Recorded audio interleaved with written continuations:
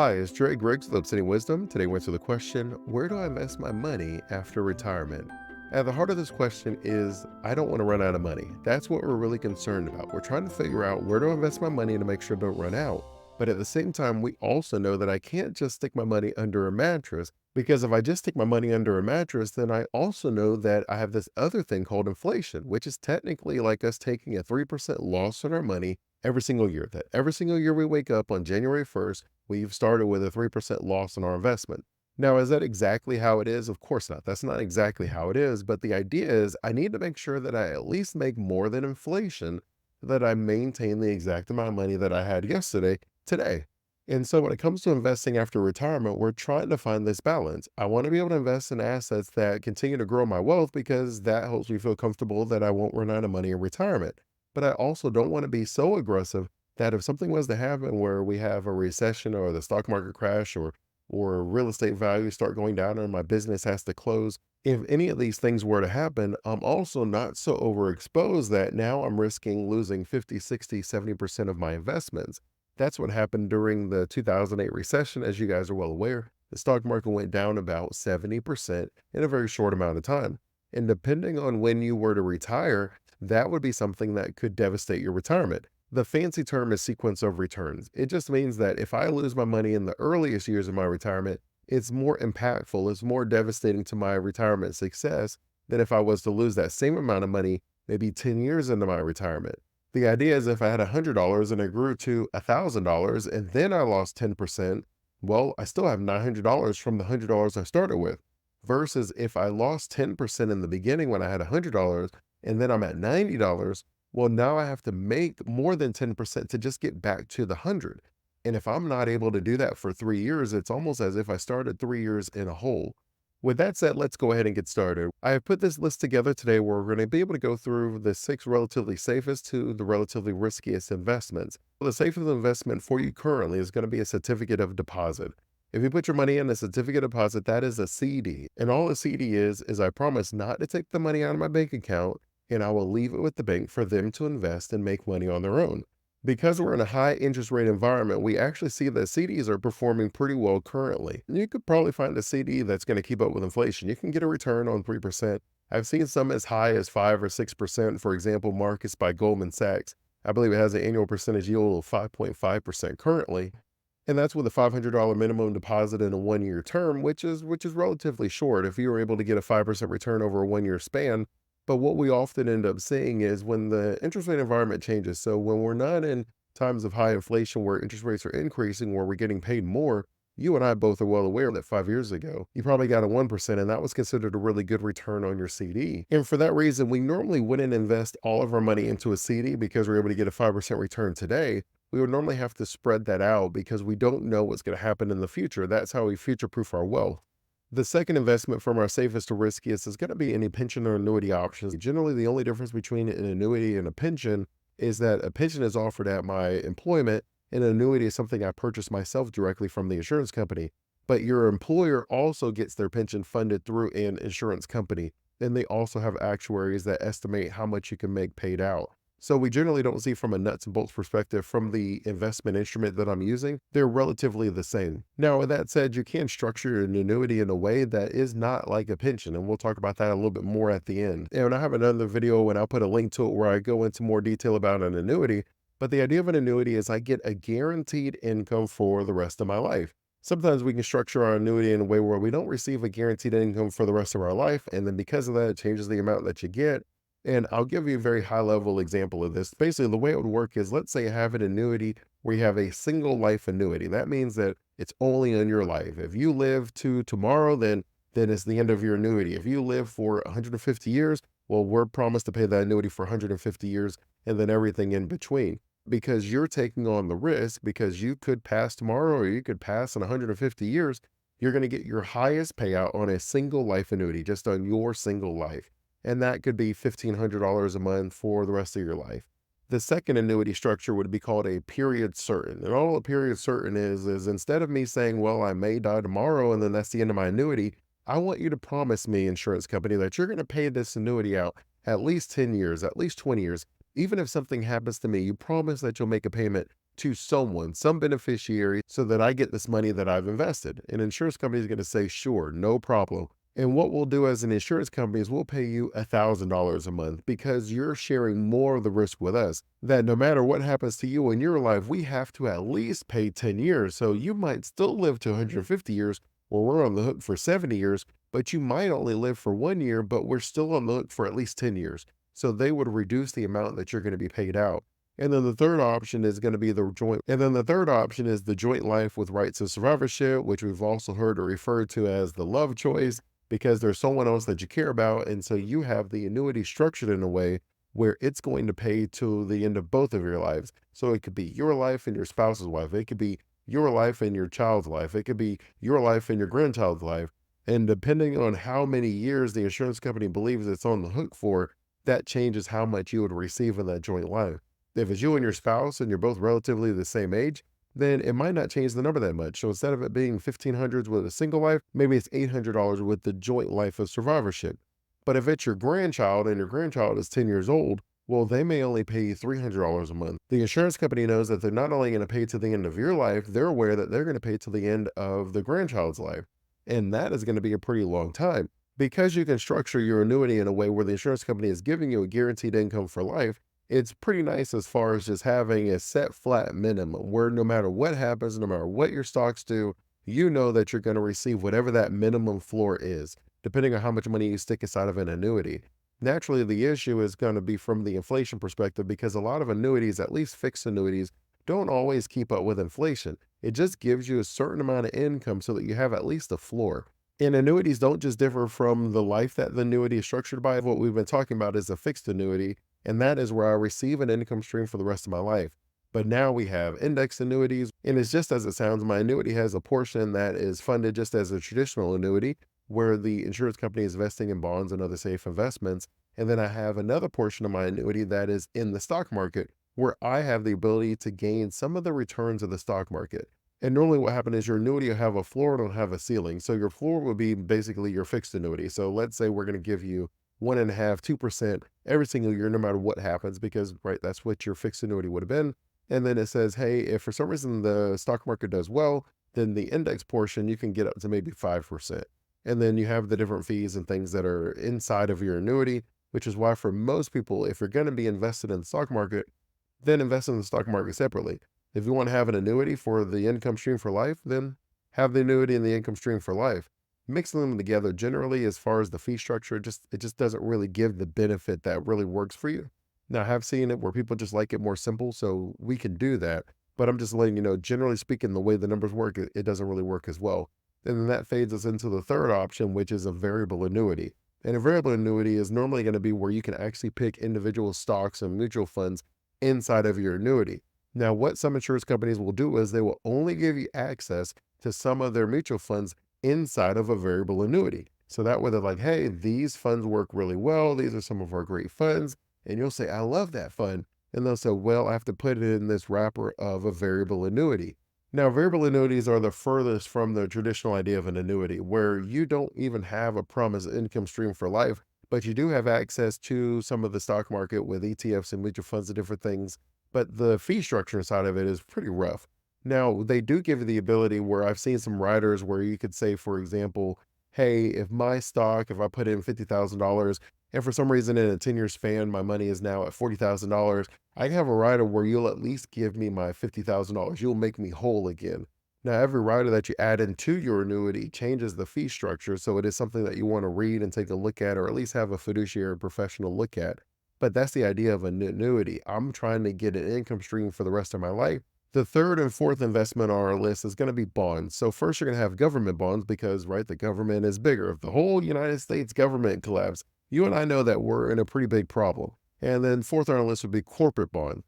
And corporate bonds, you and I would not be surprised that if, for example, even as amazing as like a Walmart is, that it would be more likely that Walmart would collapse before the United States government would collapse. And so that's why third safest on the list is going to be government bonds. And then the fourth safest on the list is going to be corporate bonds. But the idea of both of them is relatively the same. What I'm doing is I'm buying the debt of the company. So the company says, I have this great idea. This investment is going to be phenomenal. So the government might say, I need to invest in our military defense, or I need to invest in fiber optics or green jobs or oil refineries, whatever it is. They say we need to make these investments, but we don't have enough money being generated from our tax revenue. And so then they would say, hey, how about you buy some of these bonds? And so you have treasury bills, you have treasury notes, you have treasury bonds. And treasury bills are going to generally be from a year or less. Treasury notes are generally going to be that mid range where it's going to be on average about 5 years. And then treasury bonds are generally going to be 10 years and up. So you would normally be taking on a certain amount of risk depending on how long you promise to have your money tied up. And then you would receive an income from those investments for whatever that span is. So if you have a 10-year bond, then they say, hey, twice a year, we're going to pay you whatever that interest is. So they're going to give you an 8% return. Then you would expect to receive $80 a year, but they generally don't give them once a year. It's going to be twice a year. So you would receive a $40 check, then a $40 check, and you receive that semi-annually. There's some that you can find that give it out monthly. There's some that you can find that give it out annually or quarterly. So you're really able to find the debt that makes the most sense for you. With that said, all government debt and all corporate debt is not the same. You and I would not be surprised if we were out there investing in penny stocks that these companies probably don't pay all of their bills.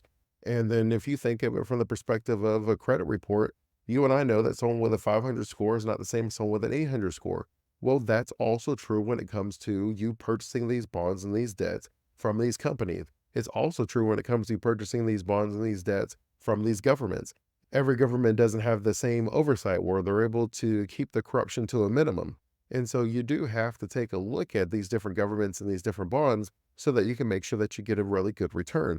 Now, I have seen what people do is they'll say, you know what, Dre, that takes a lot of time. So what can I do now that I'm retired? And so what you'll normally do is you'll just look at the ETF. So Morningstar is a great publication and they have analysts that look at them. And then they have Fidelity Total Bond ETF. That's the FBND that they give really good ratings to. They have the Vanguard Tax Exempt Bond ETF. That's the VTEB. And all that is if you're on the higher tax bracket, if you're investing in municipal bonds, government projects, you'll find that they have a better tax structure where you're able to invest in some projects where you're able to receive money without it being taxed, which if you're in a higher tax bracket means that you're going to be receiving a higher return than you would if you invested it in a corporate bond and then had to pay taxes on it.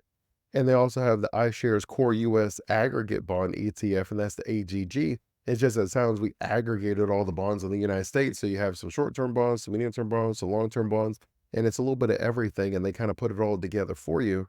Number 5 on the list from our safest to riskiest investments after retirement is going to be index funds and ETFs. And all an index fund is I'm going to say that there's a sector or a particular market, and then I'm going to find investments where they're trying to mirror that entire market. So there are index funds that match the NASDAQ. There's index funds that match the S&P 500, where if the S&P 500 on average gets an 8% return, then this index fund, generally speaking, should have an 8% return because they're trying to match all of the investments inside of the S&P 500 or the NASDAQ or any of these other markets that you can invest in. You could also get index funds based on sectors, where you can have an index fund based on the healthcare sector, where it takes all the companies in the healthcare industry and it buys stocks in them. And so whatever happens in the healthcare sector as a whole is how that particular index fund is going to give you a return. You could also invest in energy or emerging markets or in anything really, because there's an index fund for that. There are a lot of index funds out there. In fact, if you really think about it, if you wanted to combine a lot of these different investments, you can get an index fund or an ETF for bonds. You can get an index fund or ETF for CDs, and then you can really put together investments based on all 6 of these assets that we're talking about, and you can put that together to create your own investment return. And generally speaking, when you have these asset allocations, they will normally outperform any one individual asset class by itself. And that's normally because if there's a down market, then we're really down. And if there's an up market, then we're really up. But if we have an asset allocation that's relatively stable, then normally that's going to get us a better return over the long run. Now, that doesn't mean that you won't outperform me in any given year, but I'll show you with a chart, you'll see where the certain assets can go from a 30% return one year to a minus 40% return the next year. And so if I'm able to maintain more of a steady return, that's generally going to outperform in the long run, because for most people, when you start losing, you're probably going to sell it there. Most people aren't going to wait for that cycle to come back. Also, in your retirement, yes, it's true that the market typically goes up over the long run, but it's also true that when we're retired, we don't necessarily have that comfort of leaving our money in the stock market for these swings. We're taking out our money each year, Now, I will put a link to another video where I go through some of those withdrawal strategies, or maybe you can use the bucket strategy, which allows you the ability to leave your money in and at least give it a couple years to get that return back to regrow your assets. But it is something that we do want to take into consideration. So when it comes to choosing an index fund, you're generally going to just be choosing them based off of the fee structure because again, they're just supposed to be matching the S&P 500. So no one should really be outperforming if you really think about it. So whether you choose the Fidelity 500 index, which is FXAIX, or whether you choose the iShares Core S&P 500 ETF, that's the IVV. Schwab has the S&P 500 index, which is SWPPX. Vanguard has the Vanguard S&P 500 ETF, or the Vanguard 500 index as the VOO or the VFIAX. Now, for someone who's saying, you know what, Dre, I want to take on a little bit more risk. And so for that, you would be maybe looking at small caps. And they do have those as well. That's going to be the Russell 1000, which is the top 1000 small cap companies, which is generally going to have a market cap of over $100 million and under $2 billion. But because of that, the swings are generally much, much larger. So that's why it's not normally something you do want to invest in retirement. But with that said, there's generally always a structure that we can put together where you can take advantage of any of these markets that you're interested in, where it's not really as much about saying no as much as it's about understanding what risk we're taking and how we're offsetting that risk. And then naturally, that leads us into our sixth and final investment after retirement, which is going to be just individual stocks. If you're investing in individual stocks, individual REITs, then you're taking on business risk, which is a very fancy way of saying that now I have to trust the individual that is running the company, or at least the team that is running the company. I have to look at the debt that the company is taking on, that it takes a lot for a government to collapse. It takes a lot for an entire sector to collapse. It doesn't take a lot for one company to collapse. And so that is why individual stocks is going to normally be our riskiest investment for our money after retirement. With that said, there are great companies out there, and there's nothing wrong with building a portfolio based off of 10 to 15 individual stocks. I would just have a stock monitoring plan in place to where I go back and I look at these investments. Whatever the reason is I invested in them, I would write that down. What were the reasons I thought this company was a great investment? And then if those things change, then the company cannot be a great investment anymore, which means I should then sell my investment. The issue that a lot of us have is we buy these investments, and because we have been told, and it is true, that it's not a loss until I sell it, so we're just kind of holding on, waiting for the stock to rebound. But that doesn't always happen. And so it becomes important to have something other than this idea, well, I bought the stock, so I'm going to wait for the stock to rebound. We should then take a step back and say, okay, I bought the stock, but I bought it for these 5 reasons. If these 5 reasons are still true, sure, then I expect the stock to rebound. I'm going to stick with my investment philosophy. If these 5 reasons change, well, then the stock wouldn't have been bought today based off of the information I have today. So then I should sell the stock. I should not continue buying the stock. I should not hold on to the stock, because there is an opportunity cost in every investment. That if I buy a real estate asset, well, my money is tied up inside of that real estate. If I buy a business, my money is tied up in the business. If someone comes to me after I just invested in a business or invested in real estate, well, my money's tied up. I cannot liquidate my money as easily. If my money is in the stock market, sure, I technically can liquidate it whenever I want, but depending on how that stock is performing, maybe I need to leave that money in the stock market. Now, normally what you would do, and hopefully what you've noticed, is any of these individual stocks, it doesn't normally make sense to just go with any one of them. It's normally you want to put them all together. And so one strategy that you can use, and one that clients like a lot, is called a core and satellite. And all that is let's say that maybe 75% of your investment is going to be in a core, which is just going to be an index fund of some kind, whatever index that we decided is good for you. And then 25% of your investment will be in the satellite, which is the individual companies. So then I'm able to say, I really like this company. I really like this company. Could we have an investment where we put those together? And then we would say yes. Always it comes down to how we allocate the asset based on how much money you need, how much money you've invested. All of these come into play when we decide what makes the most sense as far as answering that most important question that you probably have in retirement, which is, how do I make sure that I don't run out of money?